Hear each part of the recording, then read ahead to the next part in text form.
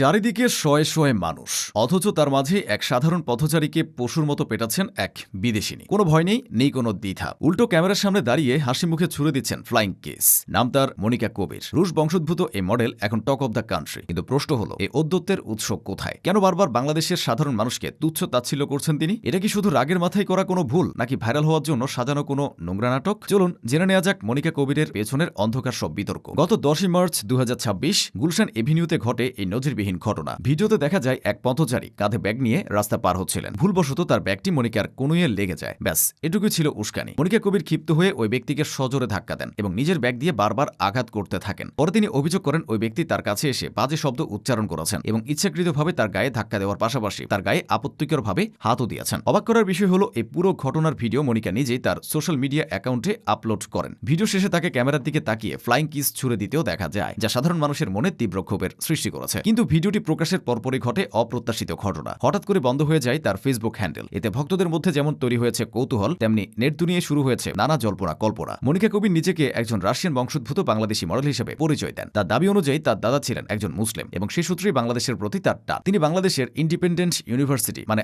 IUB থেকে ব্যবসায় প্রশাসনে অনার্স ডিগ্রি অর্জন করেছেন। তিনি সাবলীলভাবে বাংলা কথা বলতে পারেন এবং গত কয়েক বছর ধরে বাংলাদেশের শোবিজ অঙ্গনে ঢোকার চেষ্টা করছেন। মূলধারার নাটক বা সিনেমায় তাকে খুব একটা দেখা না গেলেও সোশ্যাল মিডিয়া এবং ইউটিউব টকশোতে তিনি সবসময় আলোচনার কেন্দ্রে থাকতে চান। কখনো রিক্সা ভ্যানে চড়ে ঘুরে বেড়ানো, কখনো পুলিশের সাথে সেলফি তোলা, আবার কখনো পথচারীদের রাশিয়ার পতাকা বিলি করা। এসব অদ্ভুত কর্মকাণ্ডের মাধ্যমে তিনি ভাইরাল গার্ল হিসেবে পরিচিতি পেয়েছেন। গুলশানের এই মারধরের ঘটনা কিন্তু প্রথম নয়। এর আগেও মনিকা কবির বেশ কয়েকবার সমালোচনার মুখে পড়েছেন। মনিকা কবিরের সবচেয়ে বড় বিতর্কটি তৈরি হয় ঢাকার রাস্তার মাঝখানে তার কাপড় বদলানোর একটি ভিডিও ভাইরাল হওয়ার মাধ্যমে। ভিডিওতে দেখা যায় তিনি প্রথমে লাল ব্লাউজ ও লেগিংস পরেছিলেন এবং পরে জনসম্মুখে পেটিকোট এবং তার উপর শাড়ি জড়িয়ে নেন। এই ঘটনার সময় আশপাশের অনেক পথচারী কৌতূহল নিয়ে তাকিয়েছিলেন এবং পরবর্তীতে এক নিরাপত্তা রক্ষী এসে তাকে সেখান থেকে সরে যেতে বলেন। সামাজিক যোগাযোগ মাধ্যমে এই ভিডিওটি নিয়ে তীব্র সমালোচনা হয়। কিছুদিন আগে মেট্রো রেলের ভেতরে অদ্ভুতভাবে নাচ এবং অঙ্গভঙ্গি করার একটি ভিডিও প্রকাশ করে তিনি তীব্র সমালোচিত হন। সাধারণ যাত্রীদের জন্য যা ছিল চরম অস্বস্তিকর। একটি ইন্টারভিউতে তিনি নিজের ঠোঁটের সার্জারি করার কথা জানান এবং তার শারীরিক সৌন্দর্য নিয়ে বিভিন্ন চটকদার মন্তব্য করেন, যা নিয়ে সোশ্যাল মিডিয়ায় ব্যাপক ট্রলও হয়। তিনি প্রায় বিভিন্ন ভিডিওতে